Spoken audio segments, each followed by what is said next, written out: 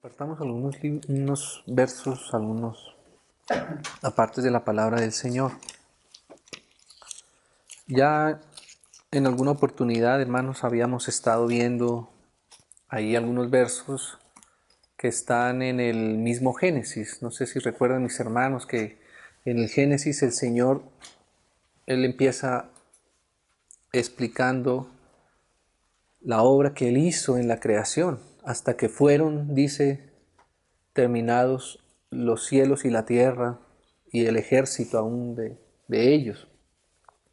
Y sabemos que el Señor en el día sexto, Él hace al hombre, y luego de ese día sexto viene el día séptimo, que es el día del reposo del Señor, porque dice que en Él reposó Dios porque había acabado la obra, porque Él había hecho su obra, ¿cierto? Y habíamos dicho, mencionábamos o veíamos, o la palabra nos permite ver en consecuencia cómo el primer día para nosotros, como hijos, como criaturas de Dios, fue el día séptimo, o sea, el día del reposo del Señor, que el hombre fue hecho y lo primero que encontró el hombre fue el reposo del Señor, ¿cierto? Y el, el que el Señor haya hecho al hombre en el día sexto ya nos habla mucho acerca de cómo el Señor hace con el hombre, cómo fue la manera que el Señor quiso tratar con el hombre. Fíjese que el Señor hubiera podido, por ejemplo, hacer primero al hombre y después haber hecho toda su obra de la creación. O sea, que el hombre hubiese sido testigo de cómo el Señor hacía que apareciera la luz, cómo hacía que apareciera las aguas concentradas, los planetas, las estrellas, el sol, la luna.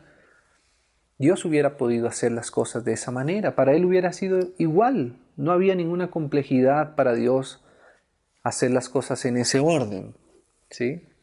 Pero el Señor no quiso que el hombre fuera, digámoslo así, espectador en lo natural de la creación, de la obra de su creación. Si hubiese sido así, para nosotros hubiese sido, por ejemplo, muy fácil o muy positivo el haber poder visto el poder creador de Dios.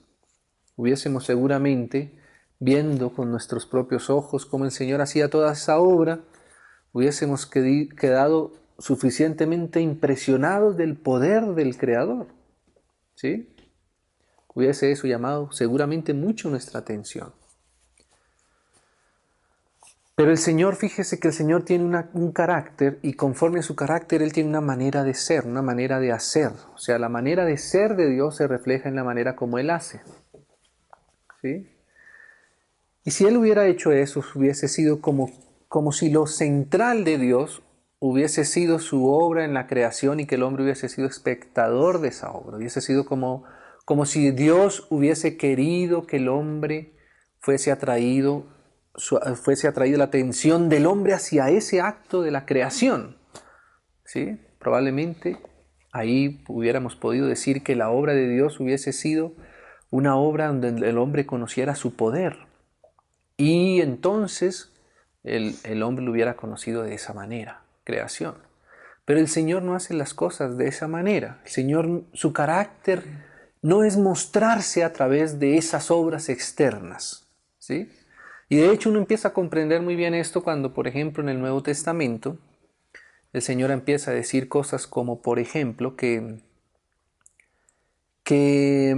cuando dice el Señor, cuando des, por ejemplo, tu ofrenda, ¿sí?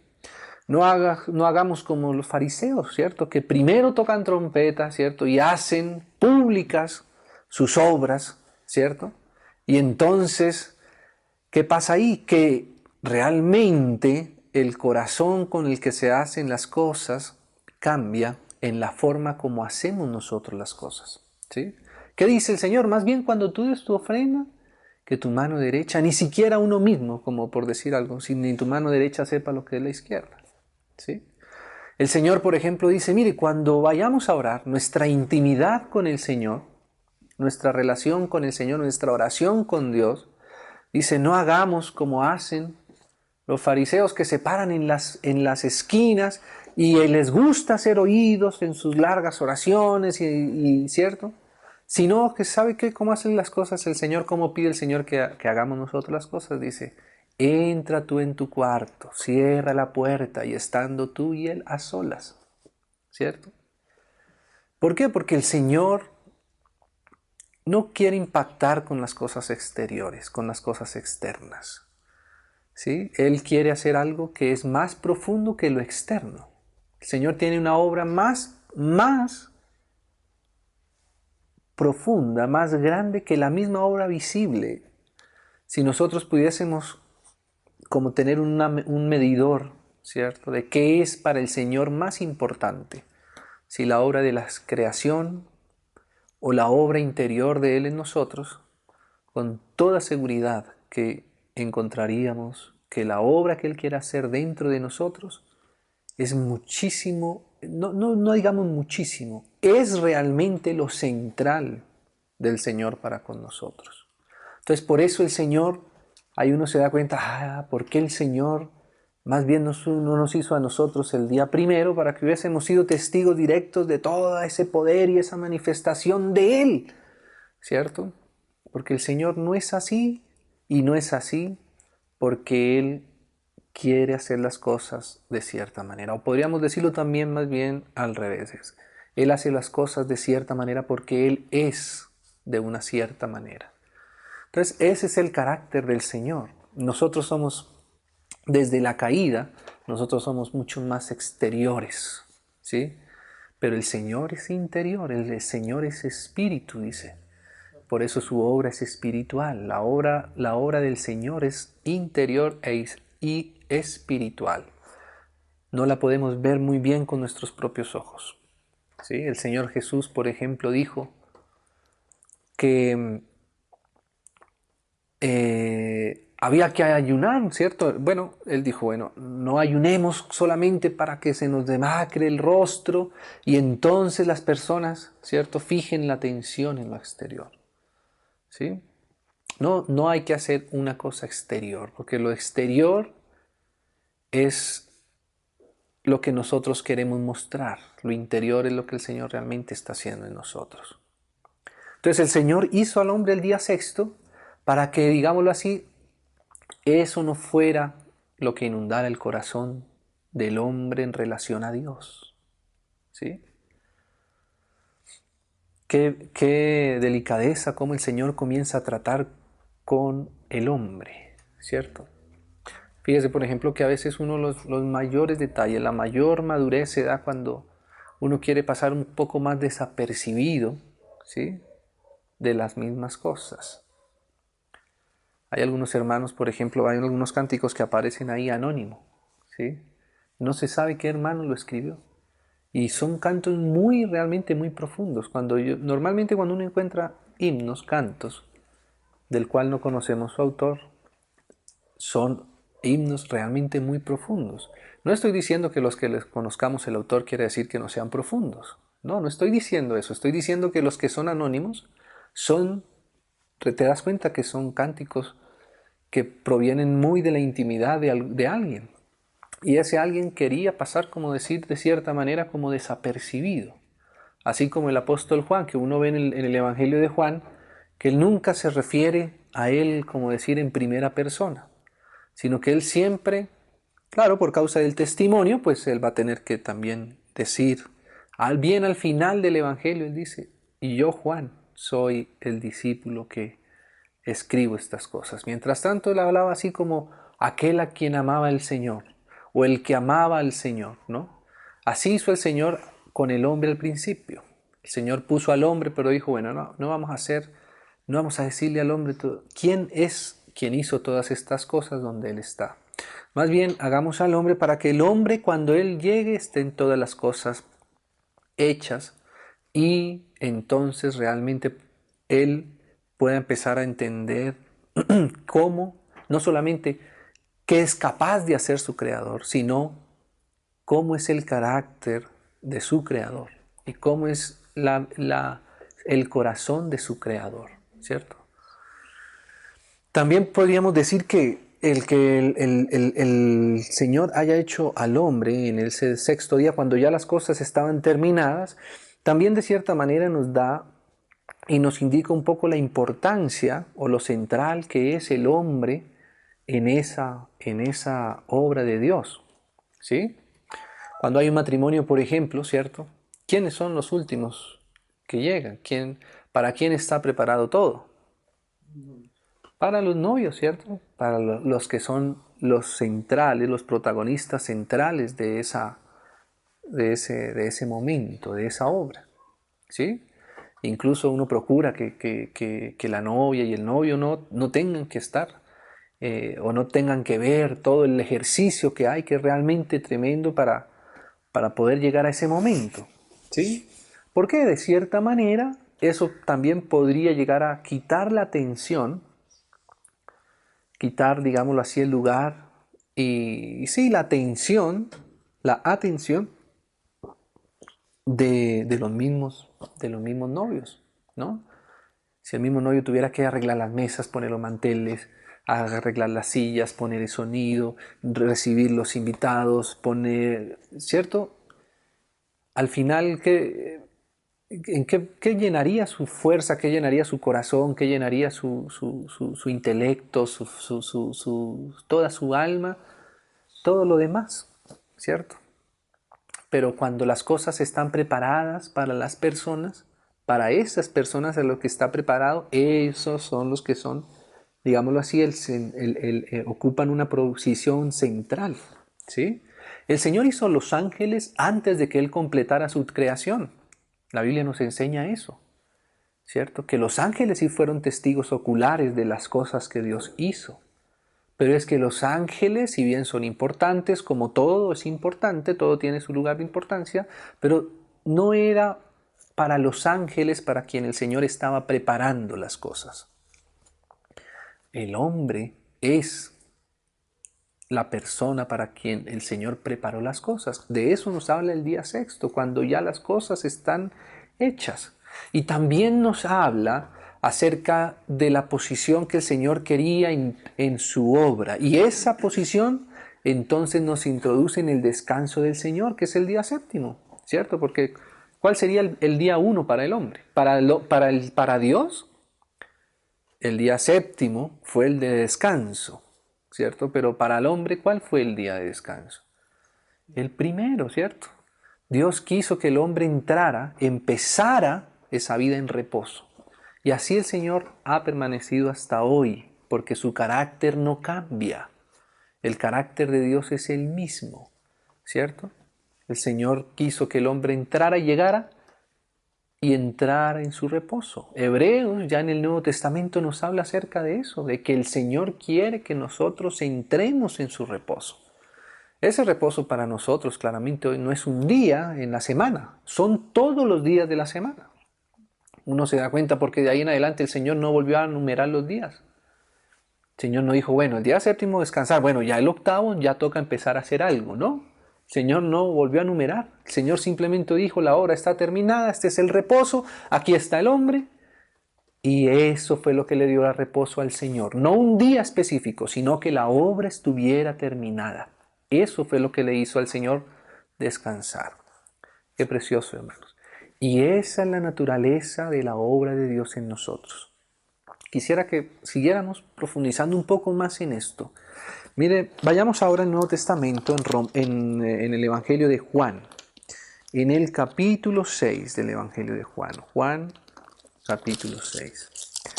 El Señor nos conceda poder ser alumbrados por su palabra. Él solamente nos puede alumbrar. Mire el capítulo 6, que además es un capítulo muy apropiado para hoy. Si uno lee el versículo, el subtítulo está Jesús el pan de vida. Y nosotros rápidamente ubicamos el contexto de todo este pasaje, Juan capítulo 6. Leamos el versículo 28. Leamos el versículo 28. Entonces le dijeron, mira esto, ¿qué debemos hacer? Porque es que el hombre cuando cayó, ¿sabe por qué cayó el hombre, hermanos? Por esto, por hacer, por dejar de descansar en el Señor. Por eso cayó el hombre. Entonces, esta es ahora nuestra naturaleza. ¿Qué? ¿Qué debemos? Y además esa palabra también es una palabra muy propia de la caída. Debemos. El deber nos implica el estar bajo una ley que nos obliga. ¿O qué es deber? Deber es obligación o no, ¿cierto?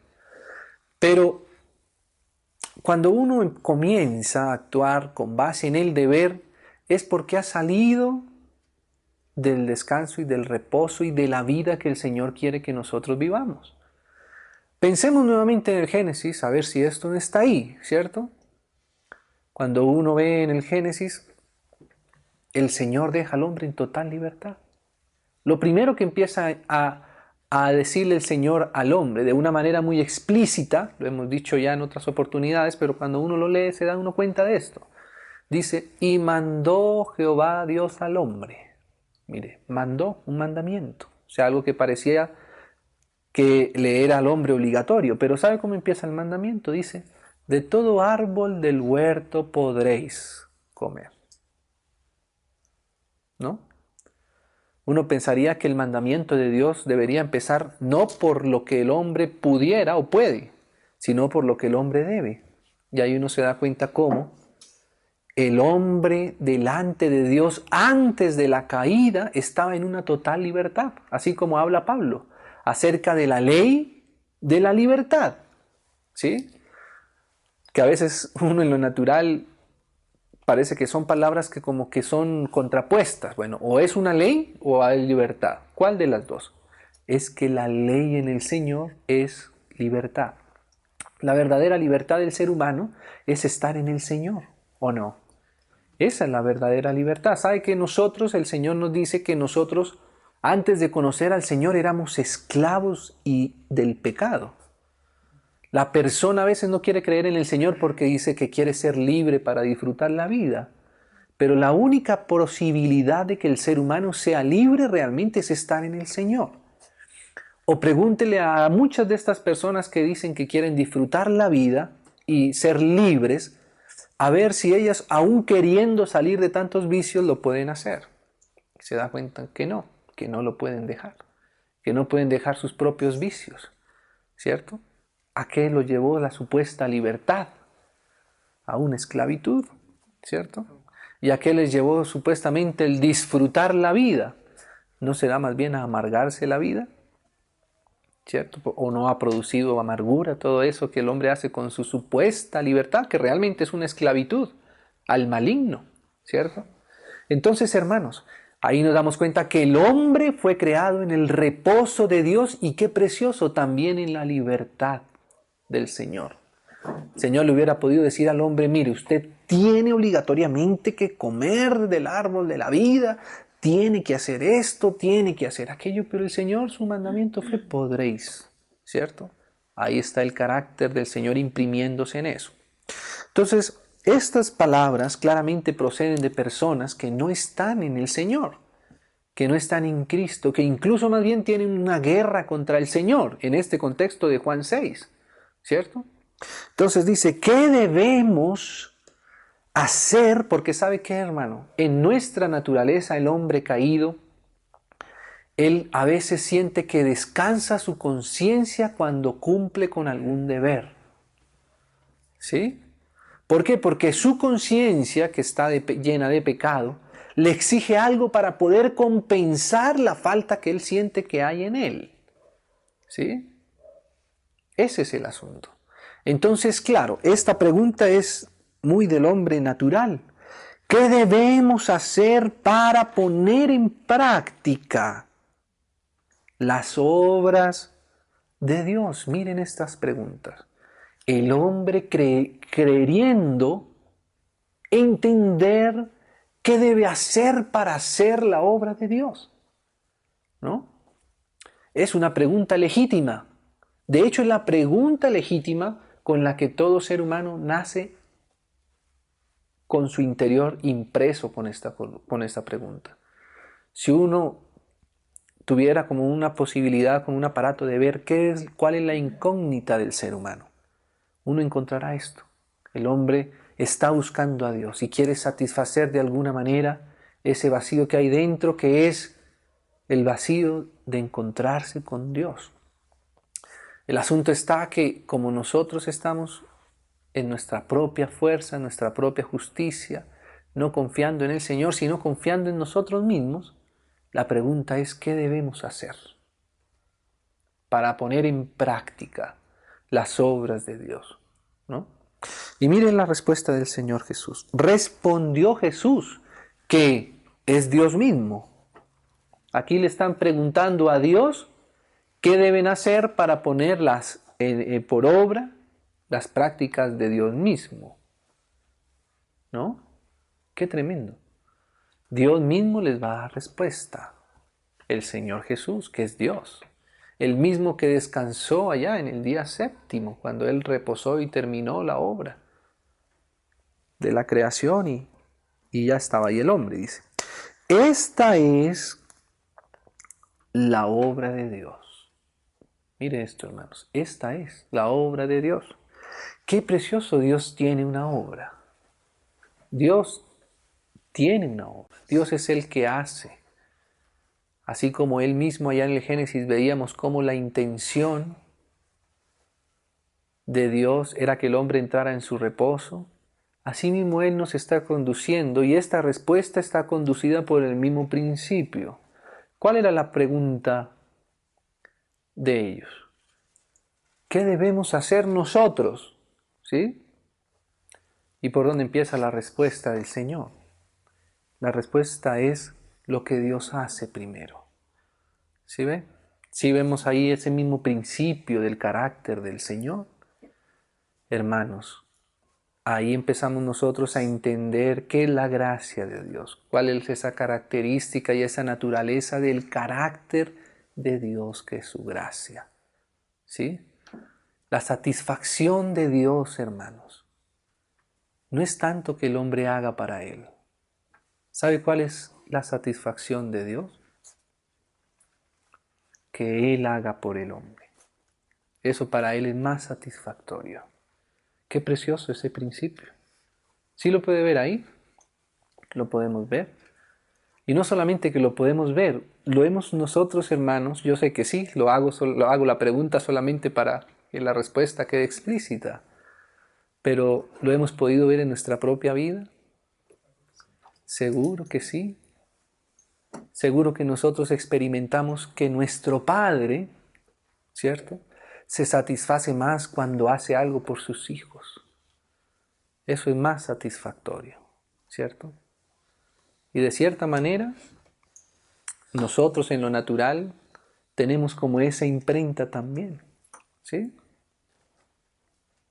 Que nuestra satisfacción es más hacia nosotros el poder hacer y satisfacer, ¿cierto? Más que hagan algo para satisfacernos, es más profundo y llena más nuestro corazón el poder satisfacer.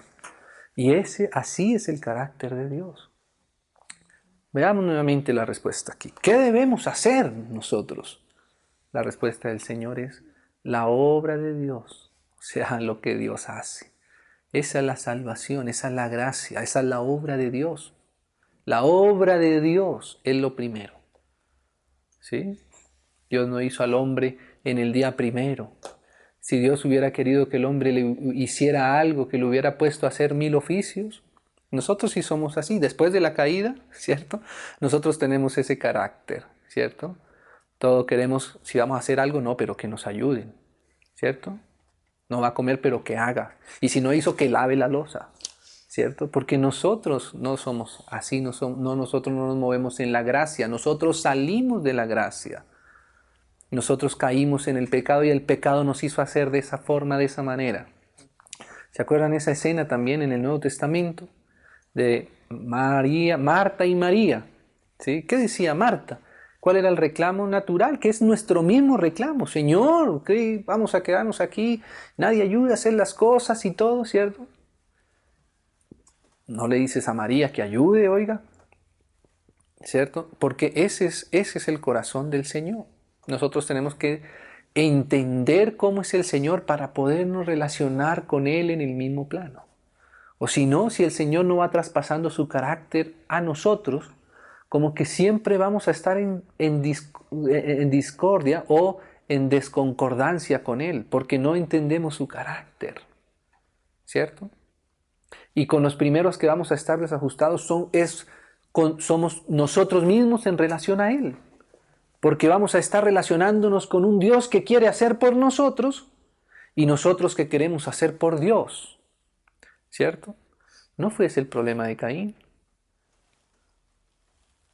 ¿Cierto? Que ahí empieza uno a entender por qué el Señor nos va queriendo ajustar nuestro carácter.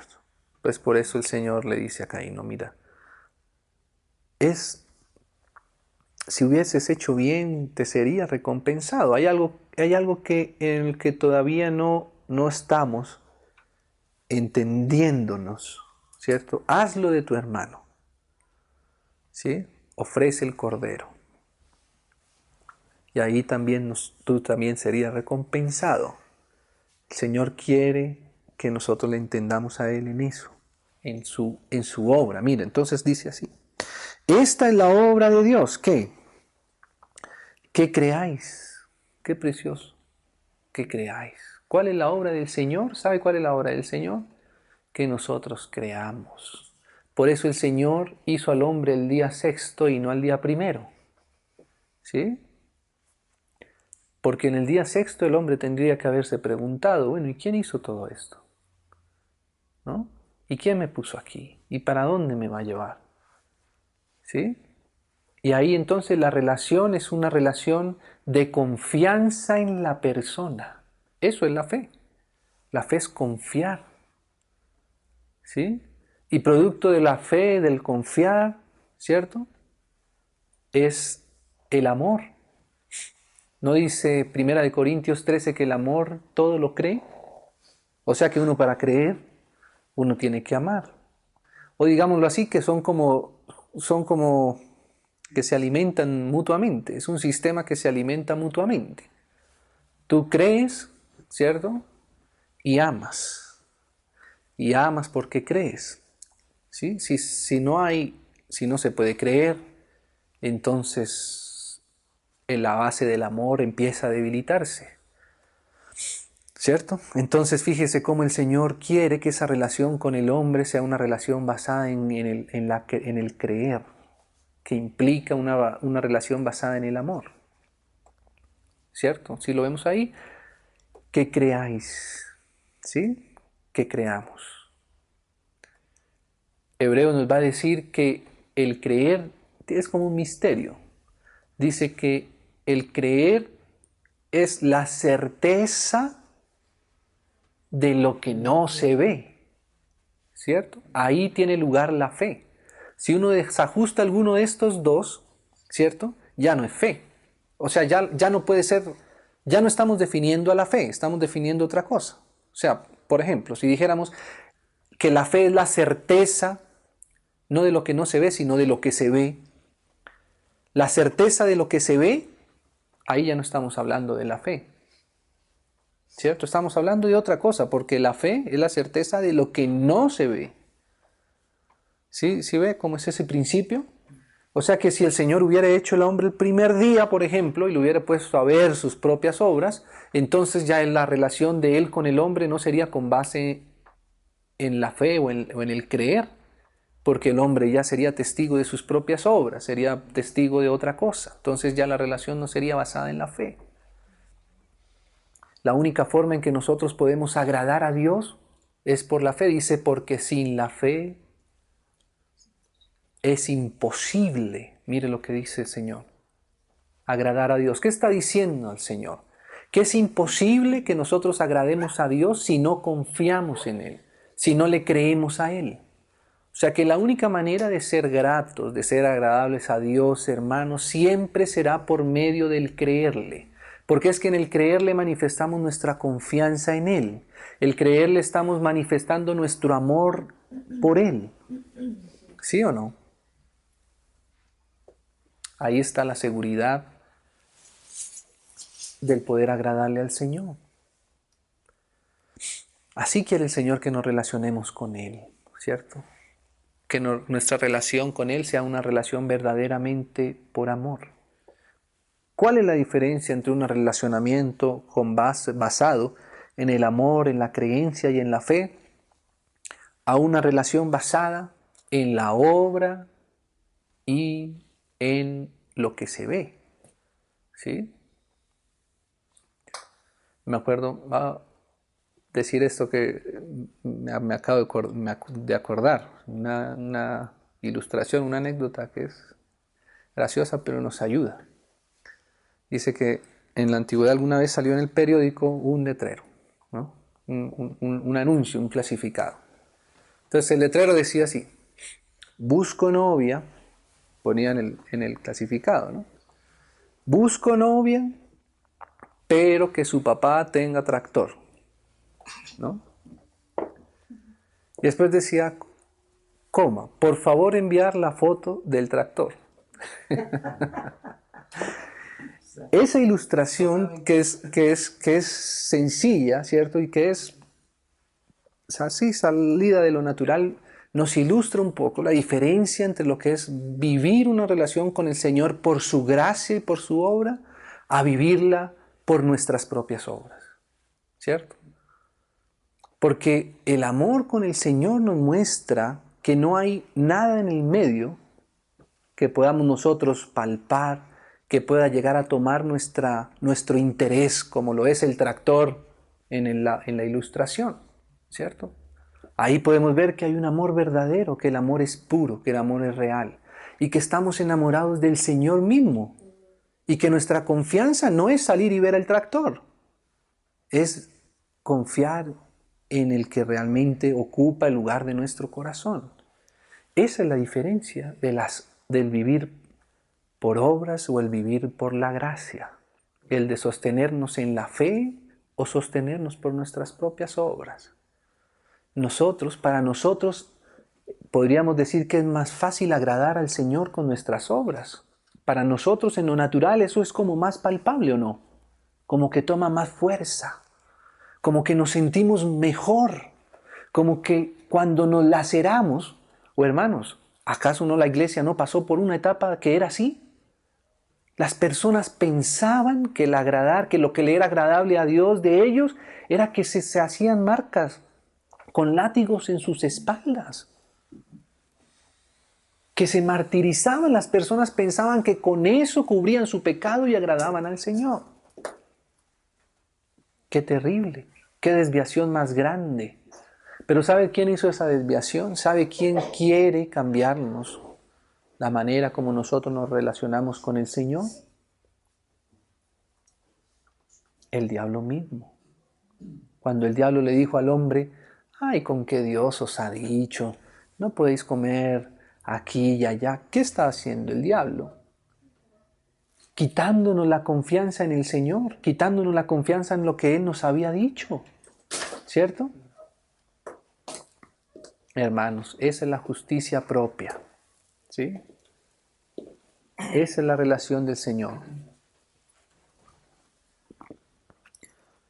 ¿Para qué? Para quitarle la centralidad a Dios y ponerla en nosotros mismos. ¿Qué sutileza?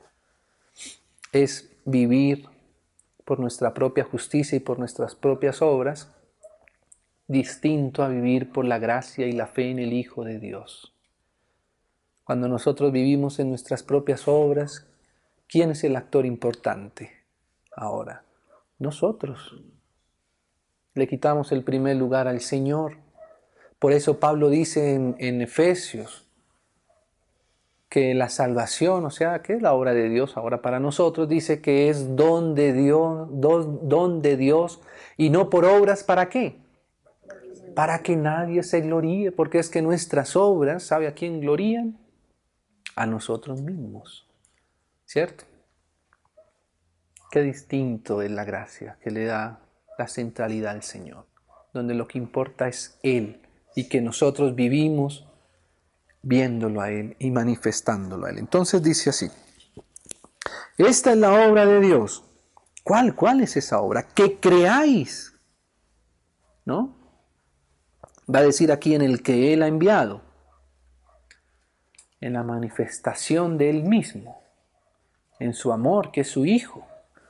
Ya leíamos Juan 3:16, ¿no? Lo sabemos de memoria. Mira, dice así, Juan capítulo 3, versículo 16. Porque de tal manera amó Dios al mundo. Ese es el amor.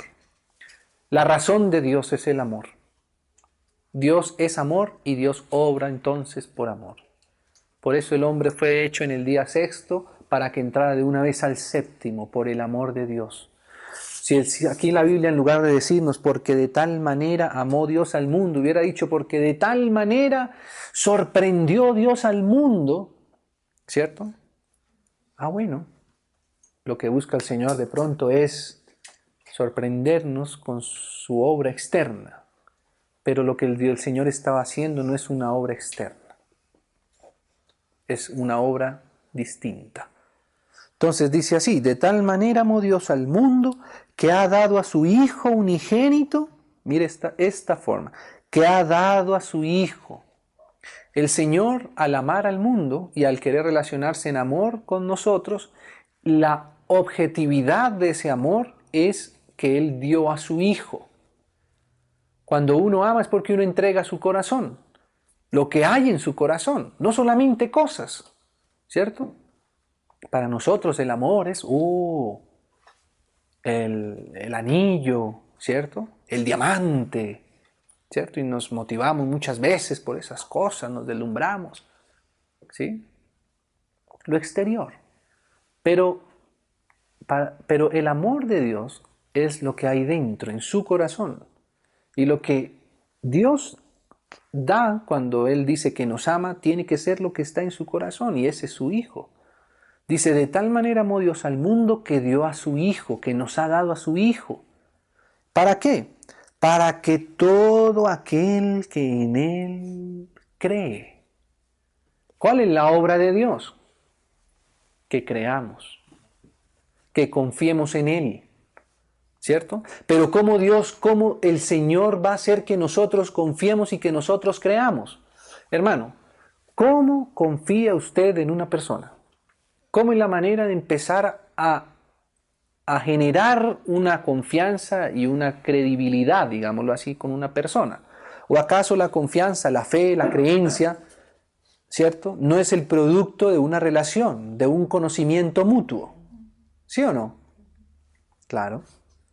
Cuando tú ya conoces, cuando tú vas confiando, es por respuesta a ese relacionamiento. Si en ese relacionamiento tú fallas, tú defraudas, ¿cierto? O tú no devuelves, eso va quebrantando la confianza mutua. Cuando sucede lo contrario, entonces la confianza va creciendo, ¿sí o no? Va creciendo el cuánto yo puedo llegar a confiar o creer en la otra persona, ¿sí? Y cuanto más va siendo ese relacionamiento y más su obra va en pos de ese relacionamiento, más va creciendo el amor también. Porque habíamos dicho que la creencia, el creer en el otro, el creer en el que está enfrente de mí, es al mismo tiempo relacionado con el crecimiento de ese amor. ¿Sí? Entonces, la creencia se va dando y se va construyendo en la medida de ese relacionamiento. ¿Sí? Cuando tú ya puedes confiar en esa otra persona todo, no sé, lo que sea, aún en lo natural. ¿Sí? Hay personas en las que uno puede decir, mira, toma, qué sé yo, el dinero, y compra y tranquilo, ¿cierto? No hay esa confianza, ¿cierto? Hasta la tarjeta y la clave, ¿sí? No hay problema. Sí es así o no es así. Cuando uno está en un ambiente donde uno no conoce a nadie, ¿cierto? Uno, ¿qué hace? Uno se esconde, uno se tapa, uno se siente inseguro. ¿Sí es así o no es así? Uno se mete las manos a los bolsillos, agarra el billete con fuerza, ¿cierto? No confía porque no le han mostrado que hay un nivel alto de confianza, ¿cierto? Cuando hay un nivel alto de confianza, ok, las cosas son distintas, ¿sí? Entonces, la obra de Dios es que nosotros creamos. Pero ¿cómo va a ser Dios para que nosotros creamos? Él tiene que ir empezando a hacer Él mismo su obra. ¿O no es así? A ver, si nosotros queremos que las personas crean en nosotros, pongámoslo en el ámbito laboral. Si yo necesito generar confianza de mi jefe, ¿quién es el que tiene que actuar? ¿Mi jefe o yo? Yo, porque yo soy el que necesito generar confianza. Yo soy el que quiero que me crean. ¿Es así o no es así? Yo soy el que tengo que hacer algo para que me crean. Yo soy el que necesito generar confianza en esta relación. ¿Es así? Por tanto, ¿en quién estaría la responsabilidad aún de que el hombre creyera? ¿Quién es el que tiene que actuar para que el hombre le crea? Pues Dios. No hay otra posibilidad. ¿Cierto? Si el Señor hubiera dicho que la obra de Él era que Dios creyera en el hombre, ¿quién sería el que tendría que actuar para generar la confianza? El hombre. ¿Si es así o no es así? Hay que ir entendiendo la gracia, cómo es ese Señor será relacionado con nosotros, ¿cierto? Entonces, ¿cuál es ese acto que hace que el Señor, como decir, demuestre que Él es un Dios creíble? Por lo tanto, que Él es un Dios que ama. Por tanto, que Él es un Dios que es amado también. ¿Cuál fue ese acto? Entregar a su Hijo. Entregando a su Hijo, Dios da absolutamente todo lo necesario para que nosotros creamos. ¿O no es lo que dice Juan 3:16? De tal manera amó Dios al mundo que dio a su Hijo para que creamos. O sea, si Dios no da a su Hijo, nosotros no tendríamos todavía el suficiente nivel de confianza en Él. Todavía no, esperemos. Esperemos a ver quién es este Dios. Esperemos a ver quién es el Señor. ¿Cierto? Y ahí él lo dice en el 31. ¿En el qué? Ah, 6:31. En el 6. ¿Cómo dice? Porque le Y preguntan, Jesús le dijo, de cierto, ¿qué señal pues haces tú para que veamos y te creamos? Ajá. Entonces él les dice, Juan de 6:32. cierto os digo, no os dio Moisés el pan del cielo, no, Ahí él el Padre empieza. que da el verdadero pan del cielo. Exactamente. ¿Qué señal haces tú para que te creamos? Porque claro, es que a veces nosotros pensamos que la fe es como si no hacer nada y resulta que la fe es hacer todo. Lo que pasa es que tenemos que entender bien de parte de quién es el acto, quién es el que tiene que actuar. Si no entendemos bien la gracia, vamos a pensar que somos nosotros los que tenemos que generar esa confianza, esa creencia. Entonces el Señor ahí les empieza a decir lo que el Padre les dio, ¿no? Entonces, hermanos, podríamos resumir que para que la obra de Dios se complete, que es que creáis, ¿cierto? En el que Él ha enviado, lógicamente Él tenía que enviar a su Hijo. ¿Cómo Él va a creer? ¿Cómo se va a completar la obra de Dios? Él quiere que nosotros creamos al que Él ha enviado, pero si no lo envía, ¿cómo le vamos a creer? Pero a una vez enviado podemos creer. Amén. ¿Y no ve usted ahí cómo la obra de Dios se mantiene en reposo para nosotros? ¿Lo ve ahí? ¿Ve cómo lo que Dios quería en su obra, que nosotros entráramos a confiar en Él, en su sustento, en su amor, en su palabra, en su fidelidad, en su dádiva, en su santidad? ¿Sí? En eso es que nosotros deberíamos confiar porque Él ya nos dio a su Hijo, dándonos a su Hijo, ahora Él es un Dios creíble. Pero quería avanzar un poco más, hermanos. Mira ahora en Juan en el capítulo 17. Vamos, un pasaje más. A ver. Juan capítulo 17. Mira. Leámoslo desde el 18. Yo sé que los hermanos conocen bien también ese contexto. Pero sigamos acá con esto. Juan 17, 18. Como tú me enviaste al mundo. ¿Recuerdan lo que habíamos dicho? ¿Por qué el Señor había enviado al mundo a su Hijo? ¿Sí lo recuerdan? Para que creyéramos. Ese es el acto de su confianza, el acto de la manifestación de que podemos confiar, de que podemos creer en Él. Miren las letras de estos versos, hermanos. Como tú me enviaste al mundo. Mire la profundidad que esto empieza a generar acá. Como tú me enviaste al mundo. Está hablando el Señor Jesús, que fue el que el Padre envió para que creyéramos. Si el Señor Jesús no viene al mundo, ¿qué pasa? Nosotros no podemos creer. Pero como tú me enviaste al mundo, así yo los he enviado al mundo. Qué tremendo esto.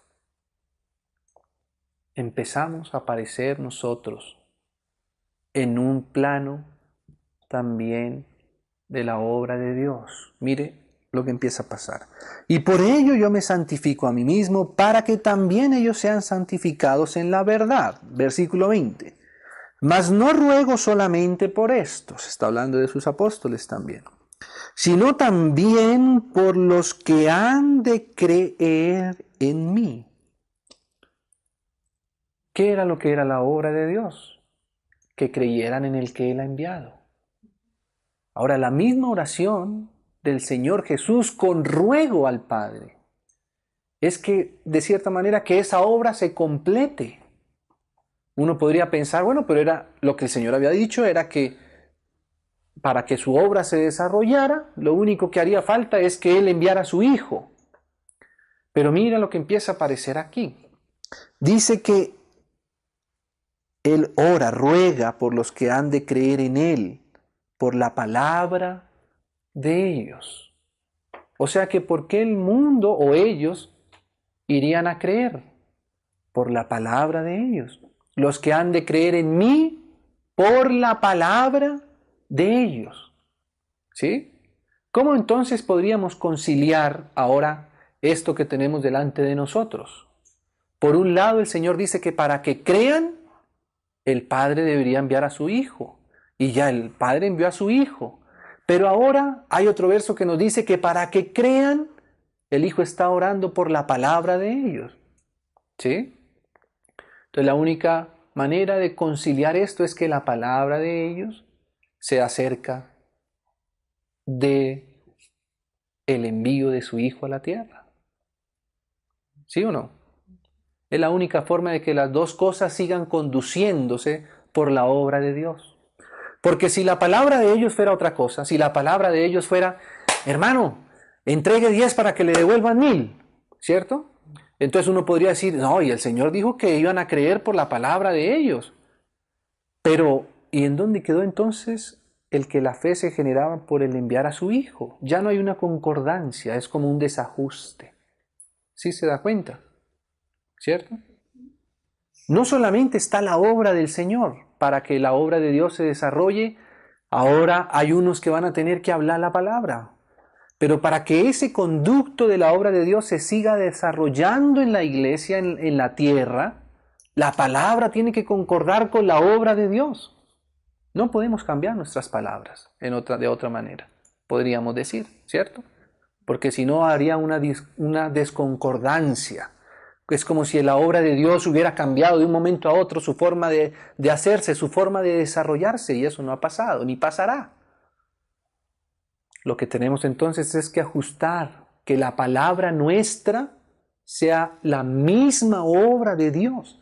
Hermanos, no tratemos de hacer que las personas crean en Dios por ninguna otra base, sino porque el Padre envió a su Hijo. No nos desgastemos tanto porque no van a creer. O van a creer en otra cosa, no en la cosa que el Señor dice que crean, que creamos en el que Él ha enviado. Solo que ahora Él quiere pasar, digámoslo así, ese testimonio. Digamos que el actuar de Dios ahora tiene ese conducto a través de la palabra que nosotros debemos hablar, para que otros crean. ¿Sabe qué pasa si nosotros no hablamos la palabra? Pues que la gente no va a creer. Y es como si la obra de Dios no encontrara un conducto por donde desarrollarse. Sí lo podemos ver ahí. Sí concuerdan con esos versos. Así es. Entonces dice así, ¿para qué?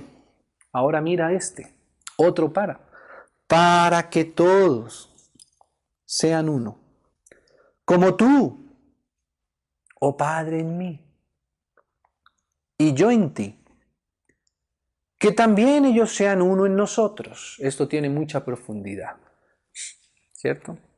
Dejémoslo por un momento, digámoslo ahí, porque esto es muy profundo.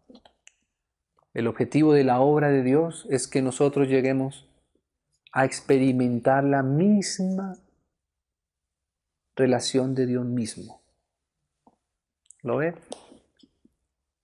El Señor quiere que nosotros le creamos para que nosotros seamos como Él es. Así como tú, oh Padre, en mí, yo en ti. ¿Cierto? Es un conocimiento, es una fe que nos lleva a experimentar a Dios mismo de una manera muy profunda y muy íntima. Bueno, vamos a pasar ahí rápido, dice, a esta parte. ¿Para qué? Para que el mundo crea. Otra vez vuelve a aparecer aquí. Para que crea el mundo. ¿Cuál es la obra de Dios? Que creamos, ¿cierto? Y para desarrollar esa obra, ¿qué tenía que pasar? Que el Padre enviara a su Hijo. Una cosa. Y eso ya está dado, ¿cierto? Pero ahora el Señor nos estaba diciendo que hay unos que van a creer por la palabra de ellos. Ya dijimos, entonces esa palabra también entra en la obra o en el conducto de la obra de Dios, ¿cierto? Pero ahora hay otra cosa que está diciendo el Señor. ¿Qué?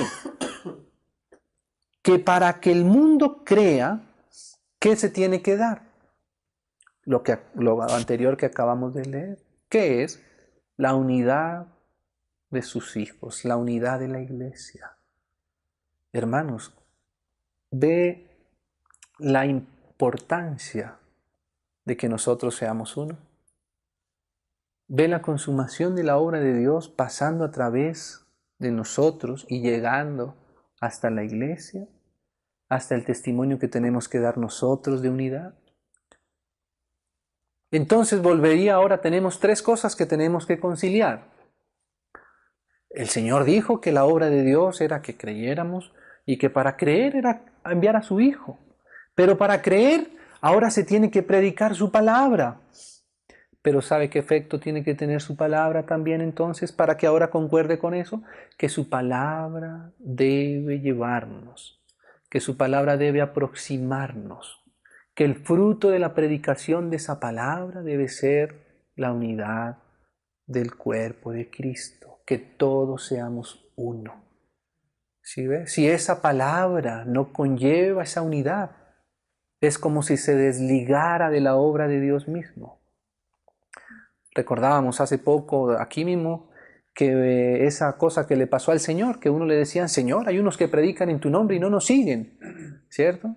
Eso sería como desprenderse de la obra de Dios mismo. No basta solo con predicar la palabra, no basta solamente con decir las cosas acerca de la obra del Señor, sino que eso tiene que realmente, si está haciendo efecto en nuestros corazones, tiene que ir desembocando en esto. Porque es muy fácil hablar de la obra de Cristo.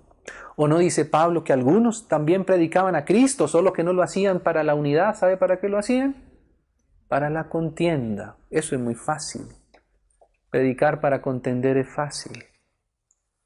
¿Ve? Pero predicar para corresponder con la obra del Señor y manifestar la unidad de su Espíritu manifestada en la iglesia, que seamos uno como ellos son uno. Ese fruto del Espíritu, fruto de rendir nuestra obra al Señor y que su obra sea la que nos traspase, hermanos. ¿Sabe por qué no hay unidad? Porque la obra que nos interesa no es la de Dios, la que nos interesa es la nuestra. Entonces es más fácil hacer la nuestra. Entonces miren lo que dice aquí. La gloria que me diste, la gloria, yo les he dado. El Señor ya les había dado su gloria. Otra frase profundísima que no alcanzaríamos a tocarla toda. Para que el mundo conozca que tú me enviaste. Mire lo que dice aquí el Señor. Que para que el mundo conozca que Él lo envió, Él hizo algo. ¿Qué fue? Que nos dio su gloria. Nosotros tenemos la gloria del Señor. ¿Sí? Cuando uno lee Romanos, uno se da cuenta que la obra del Señor va desde la justificación, incluso empieza por el llamamiento, porque ¿cómo empieza Pablo diciendo? Porque a los que llamó, a estos también justificó, y a estos también predestinó, y a estos también, y a estos también, y es como si el Señor empezara a nombrar la ruta de lo que Él quiere hacer con el hombre. ¿Y en qué termina? A estos también glorificó. ¿Sí? Es un proceso la obra del Señor. Comienza perdonando nuestros pecados, llamándonos de nuestra inmundicia, hasta glorificarnos, que glorificar es traspasar su gloria por nosotros, que nosotros seamos como un conducto de su misma gloria. Y entonces dice aquí, para que que tú me enviaste y que los has amado a ellos, porque esta es la obra de Dios, ¿no? Ya habíamos dicho que el amor de Dios está ahí relacionado en la fe, en la confianza, como también a mí me has amado.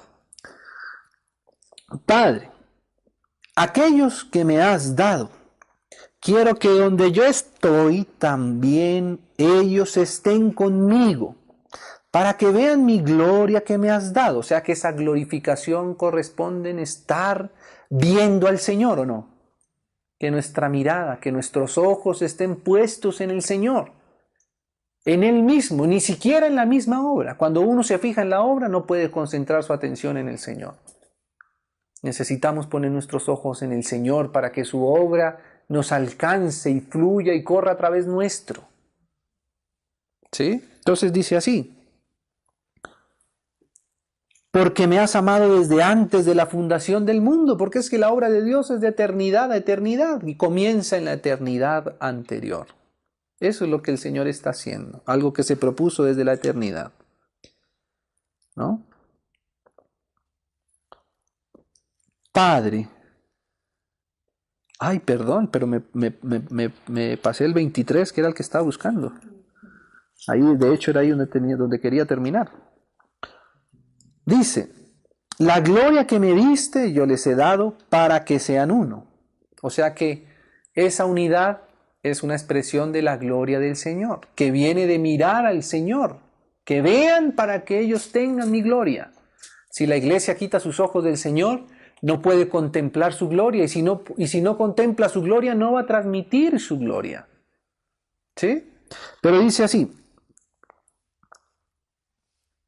para que sean uno, ¿no? Para que sean uno ya lo había dicho antes. Lo había dicho en función de la obra de Dios. Dice que el mundo crea, que estos sean uno para que el mundo crea, ¿cierto? Ahora qué precioso el Señor está diciendo, mire, esta unidad no depende de la fuerza nuestra, no depende de la política humana. Depende de que el hombre pueda ver mi gloria. Cuando nuestros ojos están fijos en el Señor, la unidad de la iglesia se produce como consecuencia de ver su gloria. Cuando uno trata de forzar la unidad del cuerpo de Cristo, tiene que quitar sus ojos de la gloria de Dios, poner sus ojos de pronto en nosotros mismos, en nuestros mismos problemas, o es que acaso no tenemos problemas, en nuestros propios defectos, o es que acaso no tenemos defectos. Yo sería el primero, seguramente cada uno diría lo mismo. Hermanos, si vamos a empezar por los defectos, yo soy el primero que quiero, ¿cierto? Pero si tú abres tus ojos a los defectos, aún a los pecados, a lo que falta, tendrías que quitar los ojos de la gloria de Dios. Y si quitas los ojos de la gloria de Dios, la iglesia no puede ser una. Porque no sé si lo veamos aquí, pero la provisión para la unidad de la iglesia viene de Él mismo, de su gloria. ¿Lo leemos otra vez? Dice así, la gloria que me diste yo les he dado, para que sean uno. ¿Sí? Nuevamente, ¿no ve aquí usted el reposo del Señor?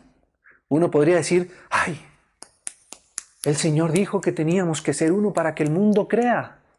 Vamos a ser uno, hermanos, porque si no, la obra de Dios no va a tener cómo Va a ser responsabilidad nuestra que la obra del Señor no se desarrolle. Hermanos, vamos a hacer uno. ¿Cómo vamos a hacer uno?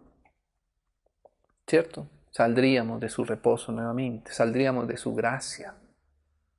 Entonces la manera de ser uno en nosotros volvería a ser una manera externa, superficial. La manera de ser uno en el Señor es que podamos mirar su gloria. No quitemos los ojos del Señor. Es más, podríamos decir de esa manera que una evidencia de que tenemos puestos realmente nuestros ojos en la gloria del Señor y solamente en la gloria del Señor es que estamos dando un testimonio de unidad. ¿Sí es así o no es así? Cuando la unidad se fragmenta es porque hemos puesto nuestros ojos en otra cosa. Y probablemente en eso que hayamos puesto nuestros ojos no sea una mentira, puede ser una verdad, ¿cierto? Puede ser una verdad. Puede ser en nosotros mismos que hayamos puesto nuestros ojos. Y como puse los ojos en mí mismo, entonces ya no tengo provisión suficiente para la obra de Dios. Entonces mira lo que pasa acá, dice, para que sean uno, así como nosotros somos uno. Y es que ese es el asunto, que el modelo de unidad está y viene de Dios. Por lo tanto, la única forma de poder expresarlo es con los ojos puestos en el Señor. Pero aquí este era el verso, el último, versículo 23. Yo en ellos. Oh Señor. Mire este verso, hermanos. Yo en ellos. Y tú en mí. Ni siquiera a veces alcanzamos a retener esto en un pensamiento nuestro. Mira la base que está poniendo el Señor. Yo en ellos.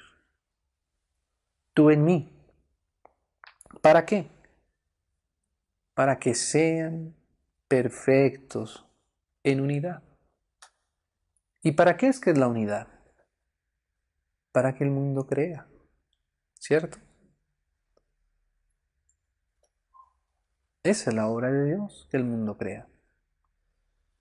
Perfectos en unidad, para que el mundo conozca que tú me enviaste. ¿Cuál es la obra de Dios?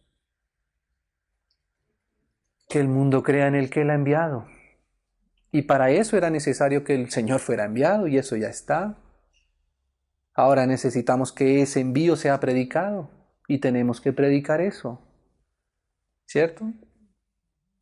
Ya el Evangelio se nos dio. De eso es que tiene que hablar la iglesia. En esto es que tiene que estar la iglesia.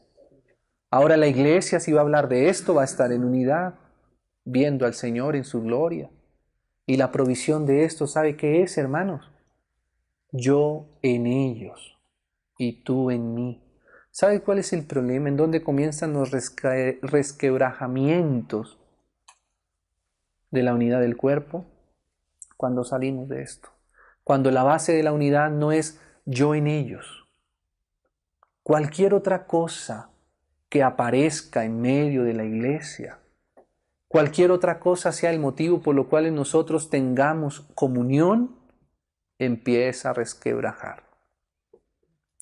Si uno cambia este yo en ellos por cualquier otra cosa, hermanos, por santa que sea, ¿sabe cuál es la unidad, la base de la unidad en la Biblia que la estamos leyendo? Es esta.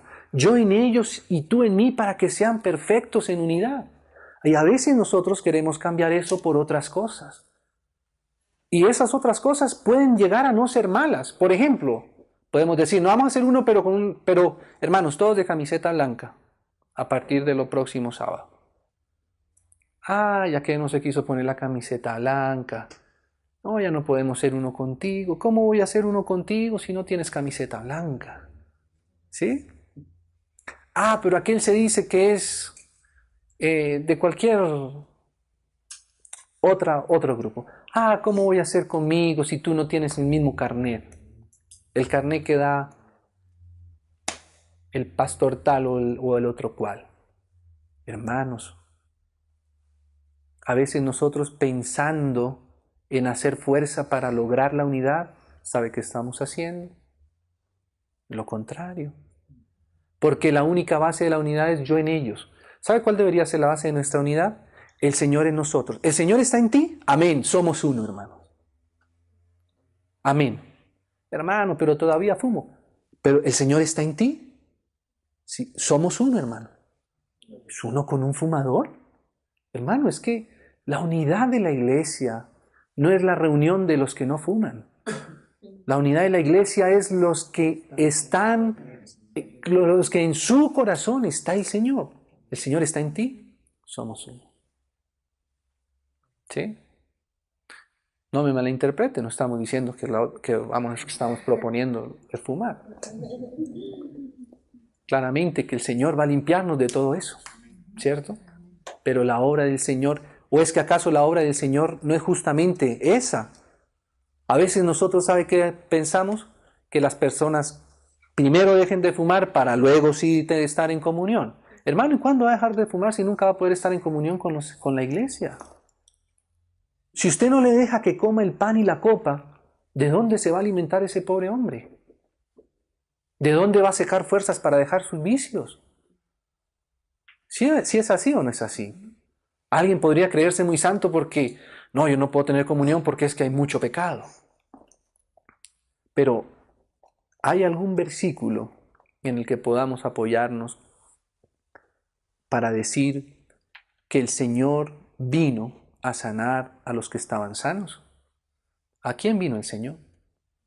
¿A los que estaban enfermos? ¿Sabe por qué nosotros venimos hoy cada primer día de la semana, como lo hacían los apóstoles? ¿Por qué cada día tenemos que estar comiendo del pan y de su copa? Porque necesitamos de Él. Tenemos el pecado todavía. Juan dice que nosotros somos pecadores y que el que se quiera decir que no, aunque no se dé cuenta, está siendo mentiroso. Tenemos que entender bien las cosas, hermanos, para poder seguir el conducto, que su espíritu nos siga traspasando y nos lleve a donde el Señor mismo nos quiere llevar. Yo en ellos, esa es la base. Yo en ellos y tú en mí para que sean perfectos y para que el mundo crea, hermanos. Ahí uno empieza a ver el conducto de la iglesia del Señor. El Señor nos ayude a descansar, ¿no, hermanos? En su obra. Ay, Señor, gracias que no depende de mí, Señor. Gracias que tú dijiste, tú en nosotros. ¿Y sabe qué, hermanos? Él está en nosotros. ¿No? Él está en nosotros. Ahora el Señor va a decir en Hebreos que los que creen, leámoslo, ya lo habíamos leído, perdón que lo repita otra vez, pero es que no me canso de impresionarme con este verso que está en Hebreos. ¿Cómo hacer, hermanos, que el Señor nos ayude, ¿cierto? Para poder estar en esta realidad, dice. Hebreos capítulo 4.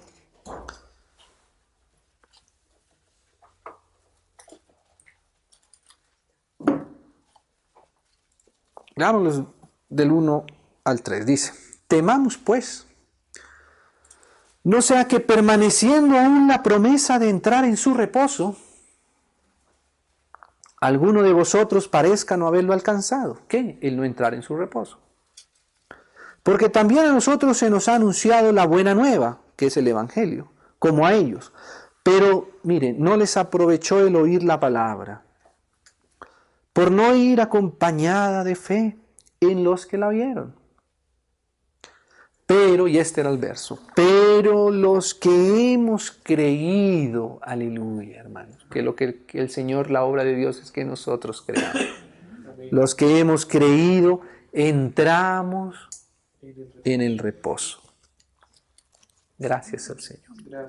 Creámosle al Señor para que su obra pueda ser completada, creámosle. Porque Él dijo, esta es la obra de Dios que creáis. Cuando el Señor completa su obra en nosotros, cuando nosotros le creemos, ¿o no? Sí. Y dice Hebreos que el que reposó, Dios ha reposado de sus obras así como uno de las de uno. Mientras no le creamos, el Señor necesita seguir llevándonos a su descanso. Señor nos ayude. Oremos, hermanos. Padre, te damos gracias por tu gran amor con el que tú nos has amado. Gracias porque tú enviaste a tu Hijo. Gracias, Señor, por tu obra preciosa, maravillosa por nosotros. Señor, gracias que tu palabra nos ha alcanzado. El Evangelio de las buenas nuevas, de la obra del Señor Jesús nos alcanzó. Gracias que tu obra tuvo lugar en nuestros corazones por esa palabra, por esa predicación. Señor, gracias por tu gloria que hemos visto. Concede siempre que nuestros ojos estén fijos en ti. Señor, oramos por tu iglesia, por nosotros mismos, que nunca despeguemos nuestros ojos de ti mismo. Concédenos no mirar a ninguna otra parte. Ten misericordia de nosotros. En el precioso nombre del Señor Jesús.